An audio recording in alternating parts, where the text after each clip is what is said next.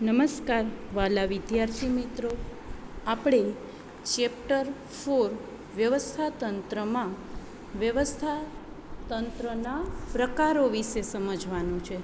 જેમાં વ્યવસ્થાતંત્રનું માળખું વ્યવસ્થાતંત્રના પ્રકારો દર્શાવે છે. કારણ કે અસરકારક સંચાલન કરવા માટે આદર્શ વ્યવસ્થાતંત્ર ઉપર ભાર મૂકવામાં આવે છે. એટલે વ્યવસ્થાતંત્રના પ્રકારો ધંધાકીય એકમના સ્વરૂપ, કદ અને જવાબદારીઓના વિભાગીકરણને આધારે નક્કી કરવામાં આવે છે.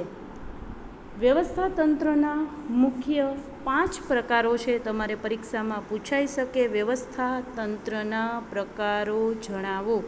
વ્યવસ્થાતંત્રના મુખ્ય 5 પ્રકારો છે: રૈખિક વ્યવસ્થાતંત્ર, કાર્યાનુસાર વ્યવસ્થાતંત્ર, વૈધિક વ્યવસ્થાતંત્ર, અવૈધિક વ્યવસ્થાતંત્ર અને શ્રેણિક વ્યવસ્થાતંત્ર. વ્યવસ્થાતંત્રના 5 પ્રકારો છે. એમાંથી આપણે આજે રૈખિક વ્યવસ્થાતંત્ર એટલે કે લાઇનર ઓર્ગેનાઇઝેશન વિશે સમજવાનું છે. રૈખિક વ્યવસ્થાતંત્ર આપણે જોઈએ તો રૈખિક વ્યવસ્થાતંત્ર એ વ્યવસ્થાતંત્રનો સૌથી પ્રાચીન અને સરળ પ્રકાર છે. તેનો ઉપયોગ કેટલાય વર્ષોથી આ લશ્કરમાં થાય છે. તેથી તેને લશ્કરી વ્યવસ્થાતંત્ર તરીકે પણ ઓળખવામાં આવે છે.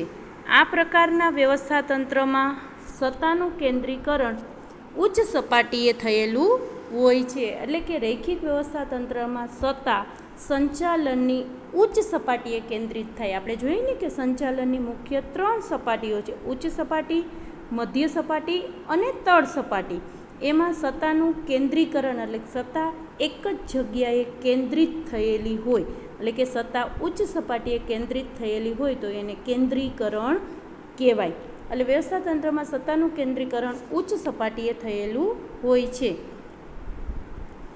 જે અર્થ રૈખિક વ્યવસ્થાતંત્રનો તો કે જે વ્યવસ્થાતંત્રમાં સત્તા અને જવાબદારીની વહેંચણી સીધી રેખામાં ઉચ્ચ સપાટીથી તળ સપાટી તરફ કરવામાં આવે છે તેને રૈખિક વ્યવસ્થાતંત્ર કહે છે. એટલે રૈખિક વ્યવસ્થાતંત્રનો અર્થ તમને પૂછાય તો આ લખવાનો રહેશે: જે વ્યવસ્થાતંત્રમાં સત્તા અને જવાબદારીની વહેંચણી સીધી રેખામાં ઉચ્ચ સપાટીથી તળ સપાટી તરફ કરવામાં આવે. એટલે કે સપાટીની ઉચ્ચ સપાટી મધ્ય સપાટીની કરશે, મધ્ય સપાટી તળ સપાટીને સત્તા અને જવાબદારી વહેંચશે. એટલે એ વહેંચણી કેવી રીતના કરેલી છે? સીધી રેખામાં. એટલે એને રૈખિક વ્યવસ્થાતંત્ર કહે છે. તેમાં ઉપરથી નીચે સીધી રેખામાં સત્તા સોંપણી કરવામાં આવતી હોવાથી તેને રૈખિક વ્યવસ્થાતંત્ર કહે છે. તેમાં દરેક કર્મચારી તેના ઉપરીને જવાબદાર હોય છે. એટલે કે દરેક કર્મચારી શું થાય?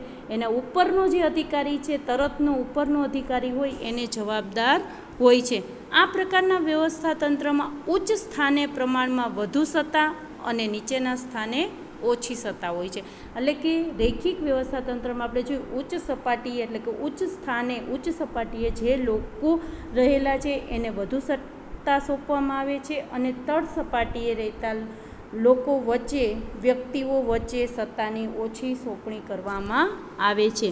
હવે આપણે જોઈએ રૈખિક વ્યવસ્થાતંત્ર. મેં તમને કીધું કે તમને અલગથી રૈખિક વ્યવસ્થાતંત્ર સમજાવો એવું પૂછાય તો પહેલાં આપણે એના વિશે પ્રસ્તાવના લખી, પછી એનો અર્થ લખી અને પછી એની રચના લખવાની રહેશે. રચના આપણે જોઈએ તો કે આ પ્રકારના વ્યવસ્થાતંત્રમાં સમગ્ર ધંધાકીય એકમને જુદા જુદા વિભાગોમાં વહેંચી દેવામાં આવે છે.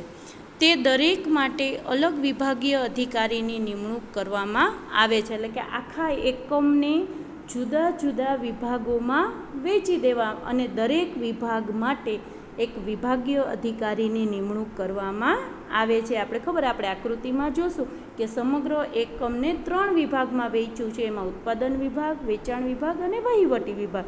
દરેક વિભાગ માટે અલગ અધિકારીની નિમણૂક પણ કરવામાં આવી છે.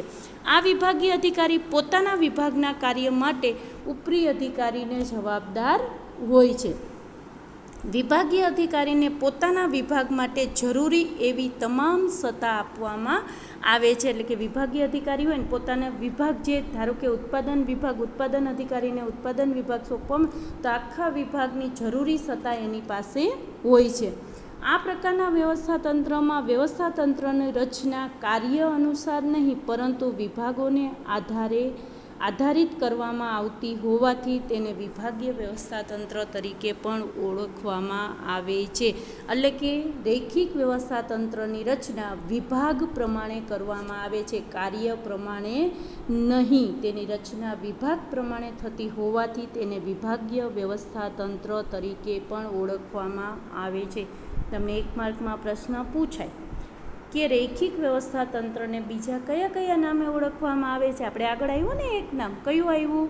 તો કે લશ્કરી વ્યવસ્થાતંત્ર, અને બીજું કયું છે? એને વિભાગીય વ્યવસ્થાતંત્ર પણ કહે છે. યાદ રાખજો, જ્યારે કમ્પેરિઝન આવશે રૈખિક અને કાર્ય અનુસારની, ત્યારે પણ આવશે કે રૈખિક વ્યવસ્થાતંત્રમાં કાર્ય અનુસાર રચના કરવામાં આવતી નથી, પરંતુ વિભાગોને આધારે રચના કરવામાં આવતી હોવાથી તેને વિભાગીય વ્યવસ્થાતંત્ર તરીકે ઓળખવામાં આવે છે. હવે આપણે રૈખિક વ્યવસ્થાતંત્રની આકૃતિ જોઈએ, કારણ કે તમને પરીક્ષામાં પૂછાય રૈખિક વ્યવસ્થાતંત્રની આકૃતિ જણાવો. તો આપણે આકૃતિમાં જોઈએ તો રૈખિક વ્યવસ્થાતંત્રમાં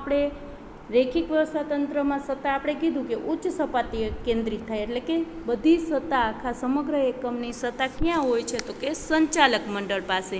પછી સંચાલક મંડળ શું કરે છે? જરૂરી સત્તા જનરલ મેનેજરને સોંપે છે. પછી જનરલ મેનેજર જુદા જુદા વિભાગોમાં એને ડિવાઈડ કરે છે, જેમ કે ઉત્પાદન વિભાગ, વહીવટી વિભાગ, વેચાણ વિભાગ. ઉત્પાદન વિભાગ ખરીદી અધિકારીની નિમણૂક કરશે, ઉત્પાદન અધિકારીની નિમણૂક કરશે. એવી જ રીતે વહીવટી વિભાગના અધિકારી વહીવટી અધિકારીની નિમણૂક, હિસાબી અધિકારી, વેચાણ વિભાગમાં વેચાણ અધિકારી, વિજ્ઞાપન અધિકારી, એવા જુદા જુદા અધિકારીઓની નિમણૂક કરવામાં આવે છે. ખરીદ અધિકારીઓને નીચે આપણે જોઈએ કારકુનોનો સમાવેશ થાય છે. ઉત્પાદન અધિકારીને નીચે સુપરવાઇઝર, ફોરમેન અને કામદારોનો સમાવેશ થાય છે. એવી રીતે જુદા ડિવાઈડ કરેલા જ છે કે કોને નીચે કઈ વ્યક્તિ કોને જવાબદાર છે. વહીવટી અધિકારીમાં કારકુન, હિસાબી અધિકારીમાં કારકુન, વેચાણ અધિકારીમાં સેલ્સમેન, વિજ્ઞાપન અધિકારી, કર્મચારીઓ. આ રીતે સત્તાની સોંપણી ઉચ્ચ સપાટીથી તળ સપાટી તરફ થતી જોવા મળે છે. હવે આપણે જોઈએ આકૃતિની સમજૂતી. આકૃતિમાં જે દર્શાવ્યું છે એની સમજૂતી નીચે દર્શાવી. તમારે પરીક્ષામાં રૈખિક વ્યવસ્થાતંત્ર પૂછાય ટૂંકનો સ્વરૂપે તો તમારે લખવું પડે, 5 માર્કમાં પૂછાય એમાં લખવું પડે એની રચના આકૃતિની. એમાં રૈખિક વ્યવસ્થાતંત્રમાં સર્વોચ્ચ સત્તા સંચાલક મંડળ પાસે હોય છે, અને સંચાલકો શું કરે છે? તો કે એકમના નીતિ વિષયક નિર્ણયો લેવાનું કામ કરે છે. એટલે કે સંચાલક મંડળ નીતિ વિષયક નિર્ણયો લે છે, અને તેમની પાસેથી જનરલ મેનેજર જરૂરી સત્તા મેળવે છે. એટલે કે એની પાસેથી જરૂરી સત્તા જનરલ મેનેજરને સોંપવામાં આવે છે, અને જનરલ મેનેજર મુખ્ય વહીવટી અધિકારી તરીકેનું કામ કરે છે. એકમનું આખું સમગ્ર વહીવટી કરવાનું કામ જનરલ મેનેજરને સોંપવામાં આવે છે. જે સંચાલક મંડળ દ્વારા લેવાયેલા નિર્ણયોનો અમલ વિભાગીય અધિકારીઓ પાસે કરાવે છે. એટલે કે સંચાલક મંડળ દ્વારા જે નિર્ણયો લેવાયા છે એનો અમલ વિભાગીય અધિકારીઓ પાસે કરાવવામાં આવે છે. આપણે ઉપરના ચાર્ટમાં જોયું ને, વ્યવસ્થાતંત્રને 3 વિભાગમાં વહેંચેલું છે. એટલે કે વ્યવસ્થાતંત્ર ઉત્પાદન વિભાગ, વેચાણ વિભાગ અને વહીવટી, એમ 3 વિભાગમાં વહેંચાયેલું છે. દરેક વિભાગના મહત્ત્વના કાર્યોને આધારે ખરીદ અધિકારી, ઉત્પાદન અધિકારી અને વેચાણ અધિકારી જેવા અધિકારીઓની નિમણૂક કરવામાં આવે છે, જેઓ પોતાના વિભાગ માટે સંપૂર્ણ જવાબદાર હોય છે. પોતાના વિભાગનું દરેક કાર્ય તે વિભાગના અધિકારીને કરવાનું હોય છે, અને એના માટે જવાબદાર પણ હોય છે. આ અધિકારીઓના હાથ નીચે આપણે આ આકૃતિમાં જોયું સુપરવાઇઝર, ફોરમેન, કારકુનો જેવા કર્મચારીઓ કાર્ય કરતા હોય છે, અને ફોરમેનના હાથ નીચે પણ કામદાર કાર્ય કરે છે.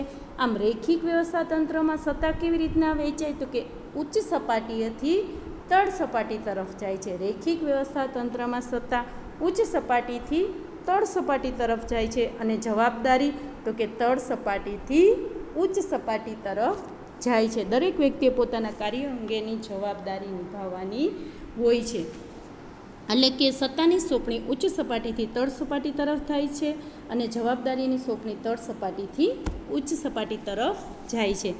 હવે રેખિક વ્યવસ્થા તંત્ર ક્યાં અનુકૂળ છે એવો તમને 2 માર્કમાં પ્રશ્ન પૂછાય તો કે જે ધંધાકીય એકમોમાં એકમનું કદ કેવું હોય, નાનું હોય અને કાર્યક્ષેત્ર મર્યાદિત હોય. એટલે કે જે એકમનું કદ નાનું હોય અને કાર્યક્ષેત્ર ઓછું હોય તેવી જગ્યાએ રેખિક વ્યવસ્થા તંત્ર અનુકૂળ છે. બીજું તો કે અંકુશ અને શિસ્તના પ્રશ્નો ઓછા હોય તેવા પ્રકારના એકમમાં આ વ્યવસ્થા તંત્ર વધુ અનુકૂળ હોય છે. એટલે ટૂંકમાં તમને 2 માર્કમાં પૂછાઈ શકે અથવા 1 માર્કમાં પૂછાઈ શકે કે રેખિક વ્યવસ્થા તંત્ર ક્યાં અનુકૂળ છે તો કે જે ધંધાકીય એકમમાં એકમનું કદ નાનું હોય અને કાર્યક્ષેત્ર મર્યાદિત હોય તેમજ અંકુશ અને શિસ્તના પ્રશ્નો ઓછા હોય તેવા પ્રકારના એકમમાં આ વ્યવસ્થા તંત્રો વધુ અનુકૂળ હોય છે. કારણ કે જ્યાં રેખિક વ્યવસ્થા તંત્રમાં સત્તા ઉચ્ચ સપાટીએ કેન્દ્રિત થતી હોય છે, એટલે જ્યાં એકમનું કદ નાનું હોય એવી જગ્યાએ જ દરેક વ્યક્તિ જાતે જઈને દરેક કાર્યો ઉપર દેખરેખ રાખી શકે છે. જો એકમનું કદ મોટું હોય તો દરેક વખતે મુખ્ય વહીવટી અધિકારી દરેક જગ્યાએ કાર્ય ઉપર દેખરેખ રાખી શકશે નહીં. એટલે એકમનું કદ નાનું હોય, કાર્યક્ષેત્ર મર્યાદિત હોય અને અંકુશ અને શિસ્તના પ્રશ્નો ઓછા હોય તેવા પ્રકારના એકમમાં રેખિક વ્યવસ્થા તંત્ર વધુ અનુકૂળ છે. મોસ્ટ આઈએમપી પ્રશ્ન તમને પૂછાઈ શકે, 5 માર્કમાં પૂછાઈ શકે. તમારે ફેરબુકમાં રેખિક વ્યવસ્થા તંત્ર લખવાનું રહેશે.